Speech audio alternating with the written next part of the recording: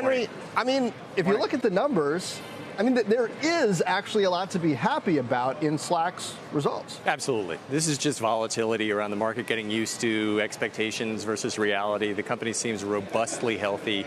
The only possible concern is more competition with Microsoft, but there are likely to be two of these going forward. And it's just hard to overstate how much companies are now being built around Slack as a communications tool.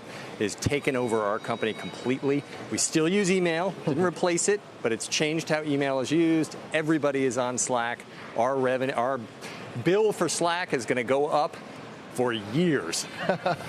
Ali, calibrate this for us, because you were at Pixar, which is a challenger, certainly in the animation business, at Twitter, which is a challenger in social media.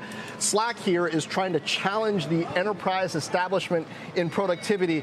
Do you sort of give them a mulligan on this quarter, first time out of the gate, or how do you read this? Yeah, I think the market is recalibrating on growth expectations for the future. I think Henry's right. This is a fundamental company, an important company, but it not only faces competition from the top, from Microsoft, but it also faces competition from the bottom, from numerous open source alternatives to Slack that are coming up through IT organizations that are offering products that are cheaper, more flexible, and more secure.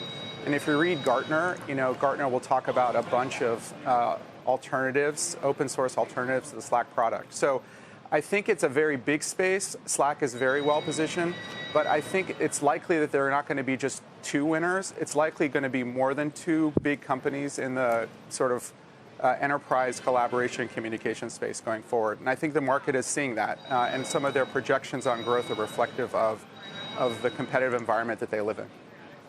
Henry, how do you think about that? I mean, using the Business Insider example, how sticky would the company be to Slack if more competition and better prices came in? Look, open source can be cheaper, but then you have to talk about the number of engineers that you need to do that. You have to think about, can this be adopted outside the organization? One of the things Slack wants to do going forward is start bridging between companies, where you get your customers on Slack in your channels, going straight to your folks. That's much harder to do with open source, because you need somebody to coordinate it. And I'd say, engaging with any company, buying something or building it, you want to be able to call up somebody and yell at them if it's not working. You want to be able to hold somebody responsible if something goes wrong. That's much harder to do with open source, unless you're building it yourself. But again, then you got to get everybody else on it too if you want the collaboration. So I do think there's a lot of value for a platform like this that is ultimately going to cross a lot of companies. I think a lot of companies will say, look, we want to have a central party to hold responsible. Yeah, these network effects that Butterfield was talking about on the call, where you can get people outside your organization on a Slack channel, it seems like that has huge potential.